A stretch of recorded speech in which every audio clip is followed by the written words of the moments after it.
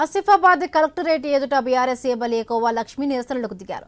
Protocol పాటించడం లేదని ఆరోపిస్తూ ధర్నా చేశారు. అధికారిక కార్యక్రమాలకు తనను ఆహ్వానించడం లేదని, కావాలనే ప్రోటోకాల్ పాటించడం లేదని వాపోయారు ఆమె.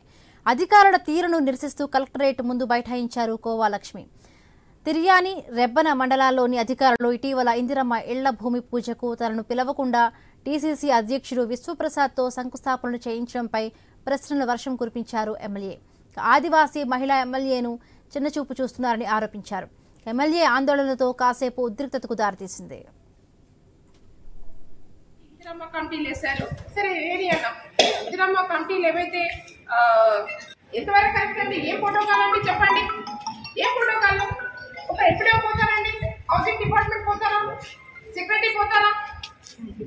మరి మాకు చెప్పకుండా ఎట్లా కొడుతున్నారు అంటే మేము ఎట్లా ఎమ్మెల్యేగా కనబడతలేమండి. పక్క నియోజకవర్గం ఖానాపూర్లో కొట్టమని చెప్పండి, లేకపోతే కార్నర్ పోయి కొట్టమని చూస్తాం. ఎవరైతే ఇక్కడ కాంగ్రెస్ నాయకులు ఉన్నారో పోయి అక్కడ ఒక నిమిషం ఇప్పుడు అక్కడ పోయి కొట్టమని చెప్పండి. కార్నర్ లో అక్కడ ఎందుకు పోయి దమ్ముంటే కొట్టమని చూద్దాం.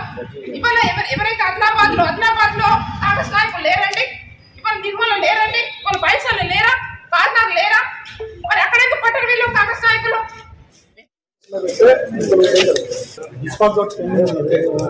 అన్ని తీసుకొచ్చి ఇస్తాం మేడం అని చెప్పాను. మోసం మేడం చెప్తే మోసంగా ఆ లిస్టు కూడా నిన్ననే అసలు తీసుకోవడం లిస్ట్ ఫైన్ అయింది. అది సాంక్షన్ పొజిషన్ అనేది మనకి ఇవాళ గంటారెండు గంటల్లో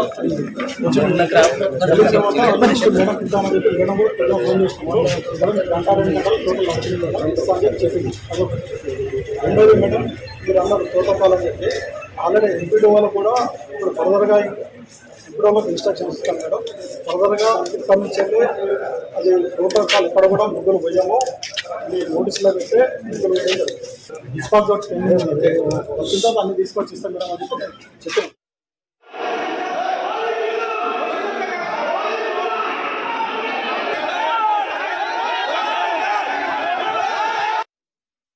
ఆదివాసీ మహిళ కాబట్టి నేను చులకన అండి వాళ్ళకు.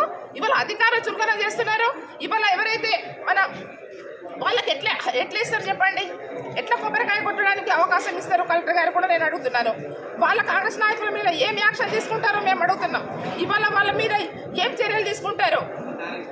పదే ఇట్లా జరుగుతుందని మేము చెప్పాక కూడా మరి పదే అదే నడుస్తుంది చెప్పండి. మరి మేము అడిగేది తప్ప? మేము అడిగేది తప్ప చెప్పండి. ఇవాళ కలెక్టర్ గారు చెప్పినా కూడా పట్టించుకోవట్లేదు, ఇక్కడ అధికారులు చెప్పినా పట్టించుకోవట్లేదు అంటే ఎంతవరకు కరెక్ట్ అండి? ఇవాళ ఒక ఆదివాసీ మహిళా ఎమ్మెల్యే మీద ఇంత వాళ్ళకు కుట్రలు కుతంత్రాలు అంత ఈర్ష